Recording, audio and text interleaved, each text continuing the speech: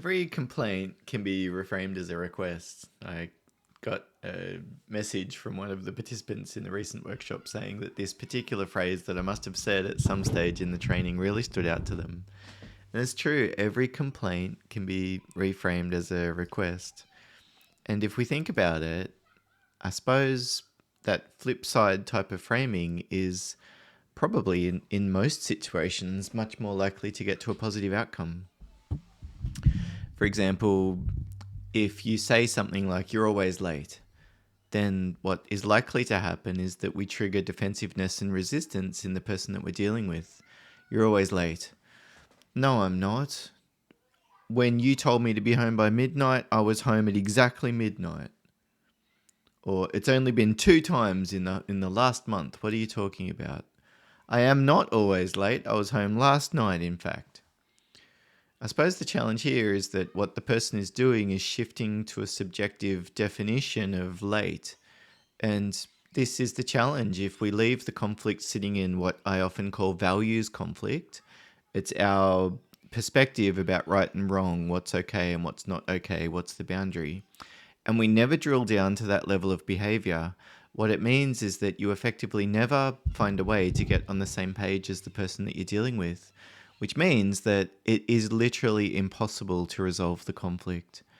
If you can't find a way to talk about the same thing, then how do you expect to reach an agreement about moving forward? I mean, I think to me, it just seems like common sense that you need to at least both understand what you're talking about. And yet this is so frequently a step that people skip. So "you're always late," I suppose what we need to do here is move from that subjective label of late down to the level of, well, what do we mean by late? Is it like literally on the hour? Is 5 minutes late late? Is let you know that I'm running a little bit late, but I still show up late, but that's okay because I let you know? Is that late?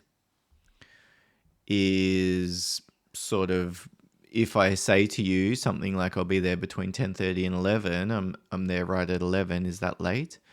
I guess this is the challenge, is that how frequently do we expect the other person to be on time? What's on time? Is it literally like to the minute, or is there some level of flexibility here? Are there other factors that we would consider relevant? For example, they're picking someone up on the way. If that person is running late, is that effectively an excuse, or do we expect the person that we're dealing with to have managed that? What we need to do is to really clarify expectations.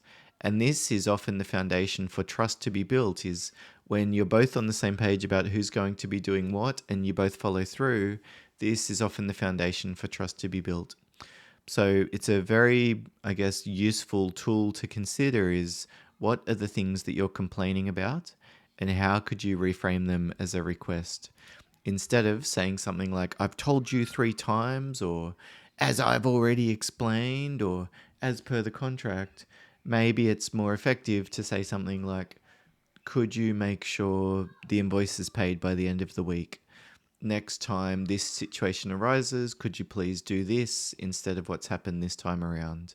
And what you'll often find is that when you can communicate in that way a little bit differently, we're still asking for the same thing, but it's just that different focus, more about the request and focusing on the specific behavior that we want from the other person or the other party, if it's a business to business type of negotiation.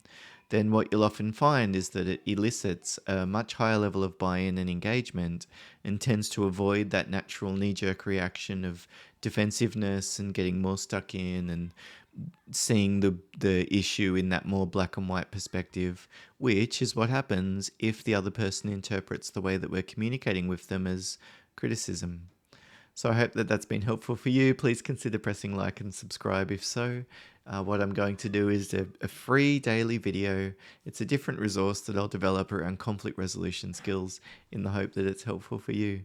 Let me know if you've got an idea around a particular topic or something that would be useful, a situation that you're dealing with, a type of personality that's giving you a little bit of a headache at the moment. I'd love to hear from you. Thanks so much for watching again. Bye for now.